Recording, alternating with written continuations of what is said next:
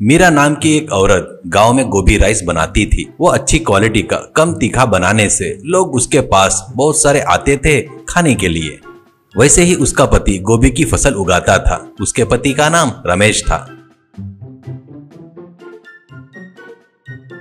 उसको उस गांव के माजी प्रेसिडेंट का लड़का वीरू फसल को सस्ते से मांगने से जय रमेश उसको फसल नहीं देता था। इसलिए वीरू को जय रमेश बोले तो बहुत गुस्सा था। ऊपर से वीरू गांव में हर एक को कुछ न कुछ बोलते हुए रहता था। इससे गांव वाले उसको हमेशा गाली देते थे। ऐसे ही रहते हुए एक दिन मीरा गोभी राइस के ठेले के पास आकर उसको परेशान करने को देखता है तो मीरा उसको कड़क वार्निंग देने से वीरू वहां से गुस्से से चला जाता है। ऐसे ही रहते हुए एक दिन घर में वीरू के पास उसका दोस्त कन्ना आता है। अब वीरू से कन्ना, क्यों रे, तेरे को कितने बार बताया तो भी अकल नहीं आती क्या रे? क्यों लोगों को उंगली करते रहता है? वीरू, अरे यार, तेरे को पता है ना, मेरे पिताजी एक जमाने में इस गांव के प्रेसिडेंट थे, पर उनके मरने के बाद मैं खड़ा हुआ तो ये चोर बेवकूफ मुझे हरा दिए। इसलिए बता रहा हूँ रे, इस गाँव से दुश्मनी निकालूंगा रे। कन्ना, अरे तेरे पिताजी बहुत अच्छे थे रे, पूरे गाँव वालों के लिए घर के आदमी जैसे थे रे, पर तू तो बेवकूफ है। तेरे को पदवी चाहिए तो तू तेरे पिताजी जैसा बदल जा, ऐसा कहता है। वीरू, कन्ना तू देखते रहे, तेरे को और गाँव वालों को जल्दी ही बताता। मेरा ही अपमान करते ना, एक न एक दिन मैं पावर हासिल करूंगा रे, तब सबसे पहले तुझे ही भगाऊंगा रे यहाँ से, कहकर वहां से चला गया। ऐसे कुछ दिन वीरू जंगल पहाड़ी घूमते हुए रहता है। इतने में गोभी के रेट बहुत कम हो जाने से बहुत सोचकर मीरा वो बनाए सो गोभी राइस को गोभी के पत्तों में रखकर लोगों को देना शुरू करती है। इसको भी लोग वैरायटी फील होकर मस्त खा रहे थे। पत्नी के बुद्धिमानी को देखकर जय रमेश उसकी बहुत तारीफ करता है। ऐसे ही रहते हुए जंगलों में घूम रहे वीरू को एक जगह पर भिक्षु करके जादूगर दिखाई देता है। उसकी वीरू कुछ दिनों तक सेवा करता है।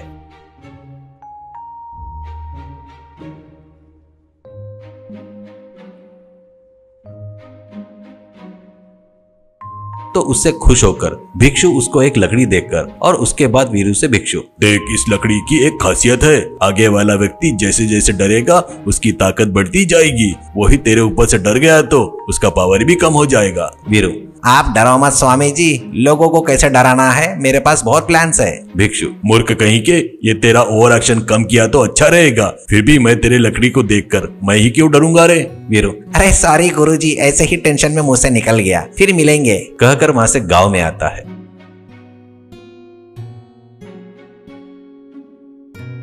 उसके बाद गांव में आकर उस लकड़ी को सांप में बदल जाना करके सोचता है। बस वो एकदम एक भयंकर सांप में बदल जाता है। वो सांप को लेकर जाते रहता है तो गांव के लोग उसके साथ कन्ना भी देखकर वहां से भागना शुरू करते हैं। ऐसे रोज अलग अलग सांपों के जैसे लकड़ी को बदलकर लोगों को डरा रहा था।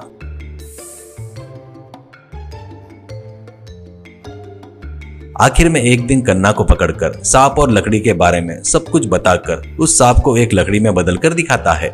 इससे कन्ना भी वीरू के पीछे खुशी से घूम रहा था।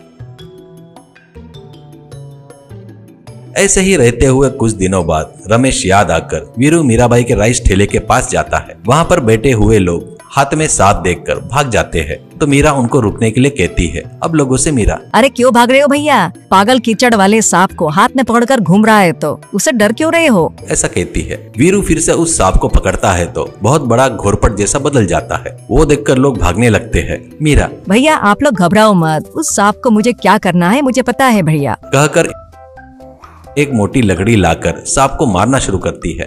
वो बगैर डरे उस सांप को मारने से धीरे धीरे वो सांप छोटा बनकर लकड़ी में बदल जाता है। वो सब देखकर लोगों को बड़ा आश्चर्य होता है। अब उस लकड़ी को वीरू के हाथों से खींचकर उस लकड़ी को तोड़ देती है। अब लोगों से मीरा, मुझे इस बेवकूफ के बारे में परसों मंदिर में मुझे एक स्वामी जी ने बताया था। ये कब यहाँ था करके मैं देख रही थी, अब मिल गया ये, ऐसा कहती है। वीरू, क्या है ये अन्याय? स्वामी जी के साथ तकलीफ करके घुमा तो ये लकड़ी मिली, उससे तुम लोग हफ्ते भर भी बगैर डरे मुझ पर अन्याय कर रहे हो। तुम्हारा क्या करता मैं मुझे ही नहीं पता।